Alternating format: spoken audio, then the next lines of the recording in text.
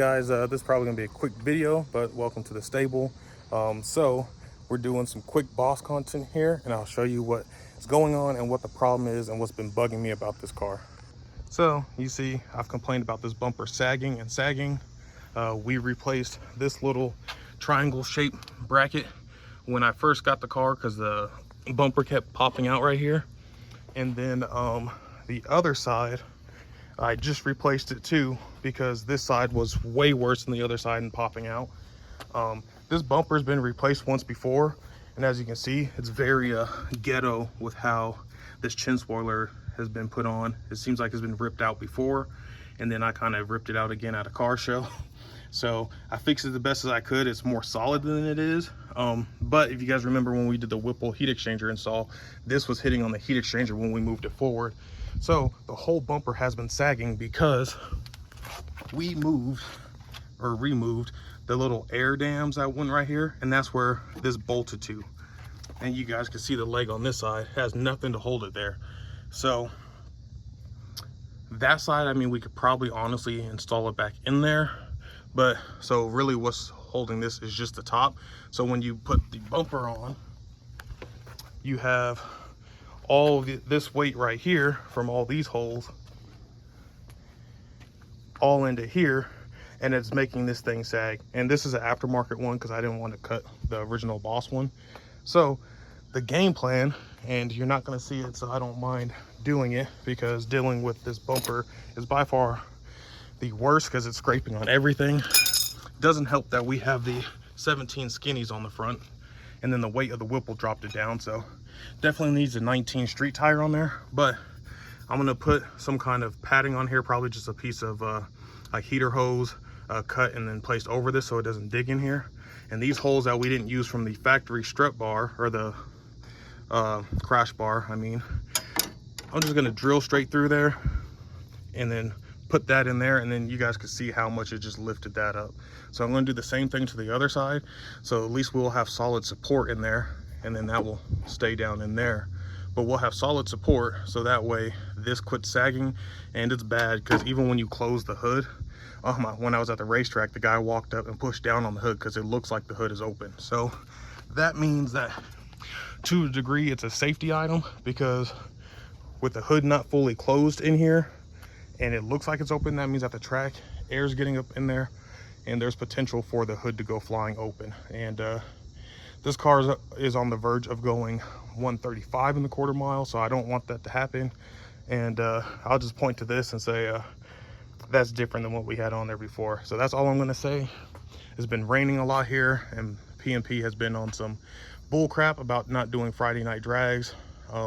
They've been doing it like once a month and one something else. They keep doing like a no prep gamblers race and a bunch of other crap. So haven't gotten any content of actually going out and racing, but we're gonna address this, and then that should be a lot better. And then outside of that, the Boss has been kind of solid.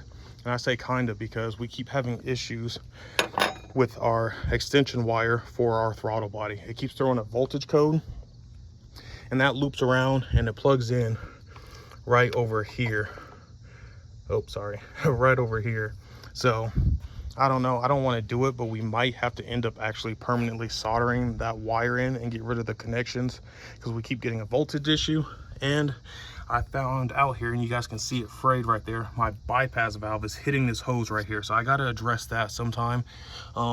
It's gonna be a pain because you can't really fit nothing down in there, and I wish I could just kind of like zip tie it out the way so it wouldn't hit. So we got to address that too, because that could be causing us to lose some PSI when it comes to boost. So all I say is we were at 12.5 before, and now I've seen 12.7, but it's coming in way sooner. So you guys will supercharge should know what that means about that pulley. So I'm gonna go run to Lowe's, grab another one of these, and we'll see if our little solution works. All right guys, it got back from Lowe's. See, we drilled our hole in there using the factory little mount where our original crash bar went, and you can see we got a little piece of heater hose up there, so raised it up quite a bit. So hopefully that's enough to support it. Looks like we're supposed to take a little small drill bit, expand that so it opens up and stays in there, because that keeps popping out. So, but the rest of this looks like it's ready to go back together. So what we did was we had them in this hole before. We moved it to the back side with that bolt that holds on the crash bar. So hopefully that will give us the clearance we need. We still got our little rubber line up there. All right, guys, got it all put back together. This side has a slight little sag to it. You can probably barely see it in there. It's right there is our little bracket. That side probably could have been a hair longer, but if we close the hood now,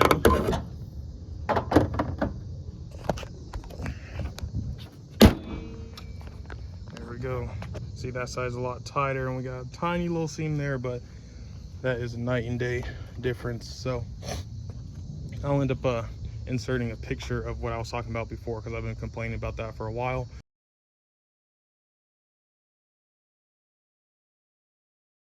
But those brackets help get the front of the weight off. So now this side's staying in. I just got to put my 2 screws in at the bottom, and it looks like this side is staying in too. So I have to put our screws in the bottom and then put this stuff away, and that's it. So hopefully you guys enjoyed this video. It was one of those little things that ended up taking all day, but driving this thing around is going to be much better now, because I've been complaining about getting that front bumper lifted back up for pretty much since we got the build done. So hopefully you guys enjoyed it. Please be sure to like, subscribe, and we'll catch you on the next one.